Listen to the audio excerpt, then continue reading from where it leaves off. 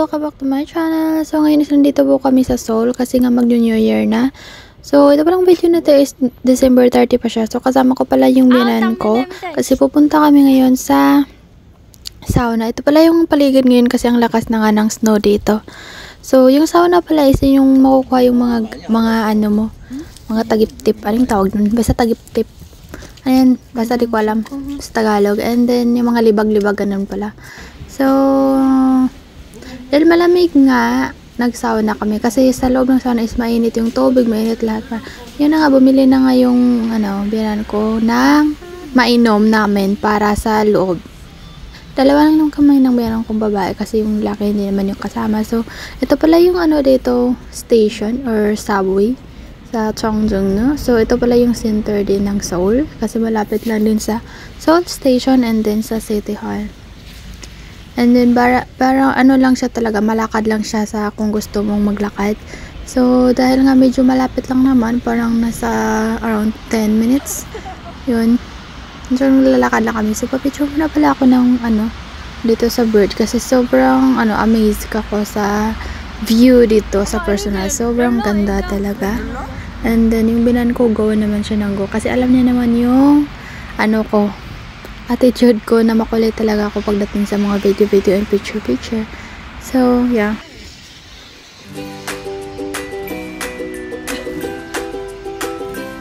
So, after 2 hours na nga, nakalabas na nga kami dito sa sauna. Natanggal na yung mga libag namin.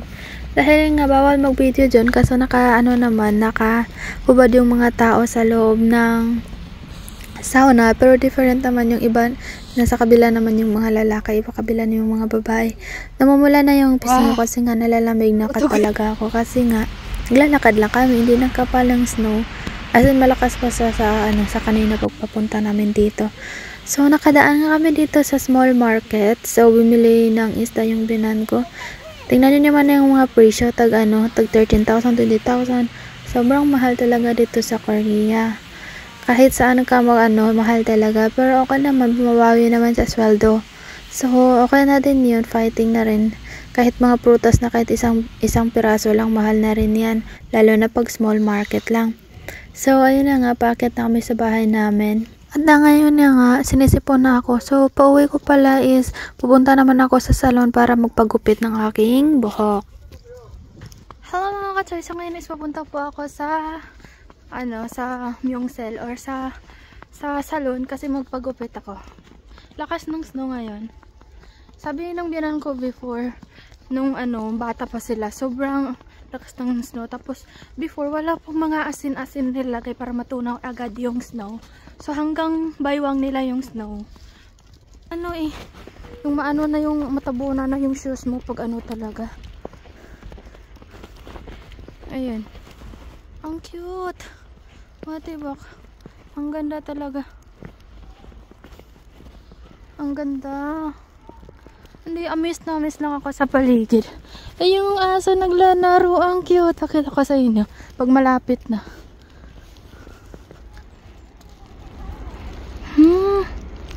Ang cute. Kasama niya yung harabuji. Parang aso lang din namin. Pero parang bata pa yata yan. Ang cute! So, magmamadali ako kasi nga malapit na, 'di ba? Parang lang yata. Tapos naka-reservation ako. So, kailangan ko magmadali kasi nalalakad ko lang. Hindi na ako sumakay ng taxi kasi nga traffic. Tapos medyo madulas talaga yung daan pag ganito siya. Yeah, see you there sa Myeongsel.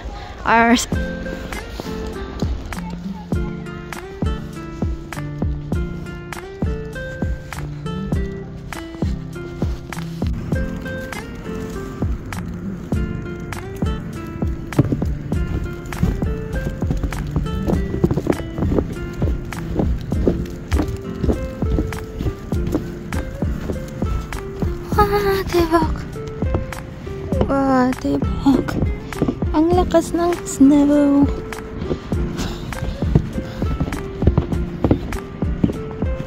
Ang daming wala man lang nilagyan ng ice dito. Ay, ice. Ice na nga to, diba? Hindi nila nilagyan ng asin. Dapat may asin kasi to. Ayoko na, guys.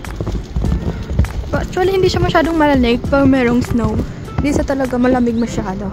Pero pag matunaw na yung snow, ayun na yung malamig talaga siya.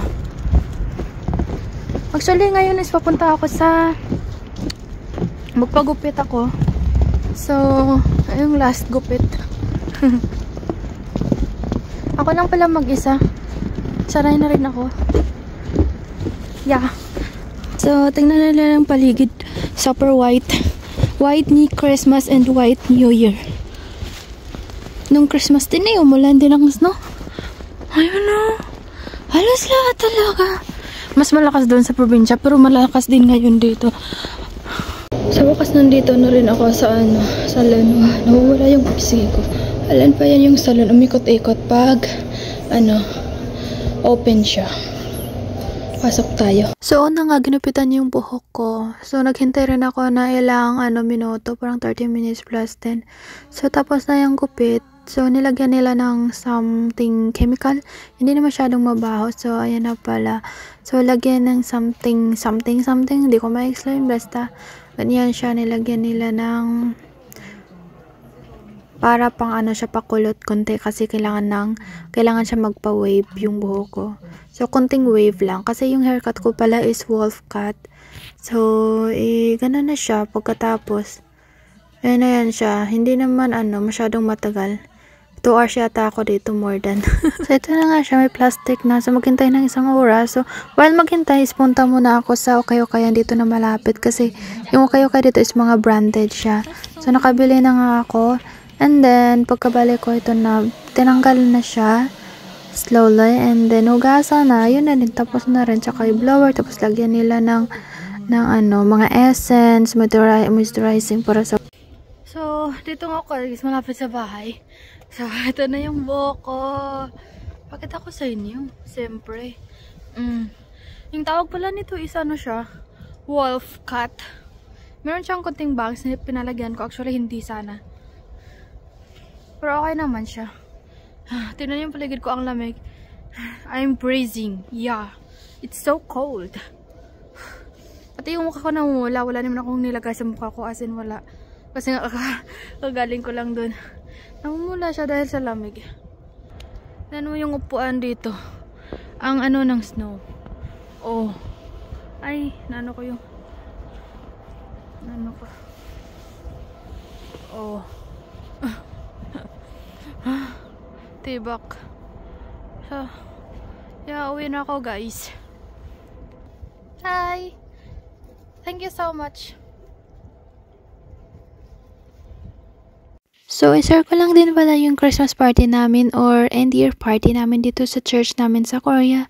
So far enjoy kasi marami ding binibigay sila na gifts and then masasarap na mga foods. And then marami din kaming namimit dito ng mga kabayan sa Korea. Yung iba yung mga EPS, mga asawa ng Korean. At saka marami pang iba. Wala naman itong foreigner, foreigners lang talaga sa mga Pilipino.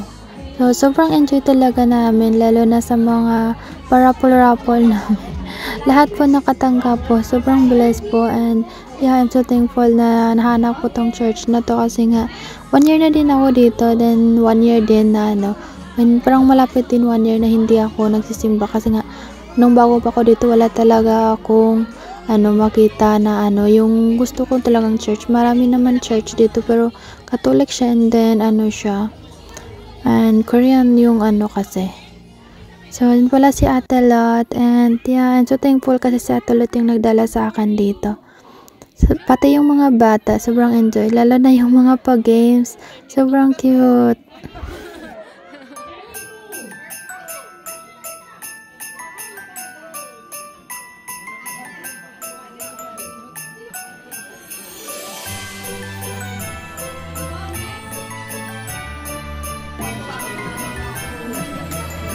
Sarili niya ngayong Pasko. Buti na lang pinayagan kami pumasok ng Sunday. Sa first Sunday, makakakuha ko ng 200,000 won. Sa second Sunday, 200,000 won ulit. May third at fourth pa. Naku, malaki-laki rin yung maiipon ko nito. Ay, wait lang, tumatawag si Bunso. Hello, Bunso. Kumusta kayo dyan sa Pinas? Ate, kailangan ko na magbayad ng tuition fee. Tsaka may project kami worth 5K, kailangan mabigay ko na yung bukas. Ay, ganun ba? Naku, teka lang Paano ba to? Sige, gagawa ko na lang ng paraan, Bunso. Tatawag na lang ako ulit sa inyo. Sige, ate, promise yan ha. Aasahan ko yan. Sige na, Oo, sige. late na ako sa klase ko. Bye-bye! Ay, wait, teka lang! Binabaan ako. Paano kaya to? Mukhang kailangan kong mag-isip ng ibang pagkakakitaan Kung mag-online selling kaya ako. Support natin ang fundraising ng ITEL Batch 23. Bili na po kayo ng hand cream, BB cream, sunscreen, and lip tint for only 5,000 won each. God bless us all. Thank you. Online selling? Parang hindi.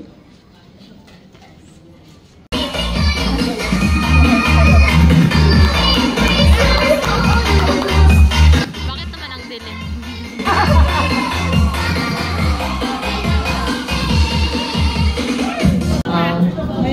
Namaste, Ginny. Because of your injury, you cannot work for 2 weeks. 2 weeks? Yes. Wait. Yung medicine. Everything, you will take it. Alright?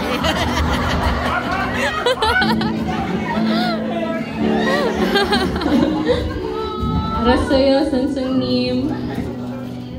Yes.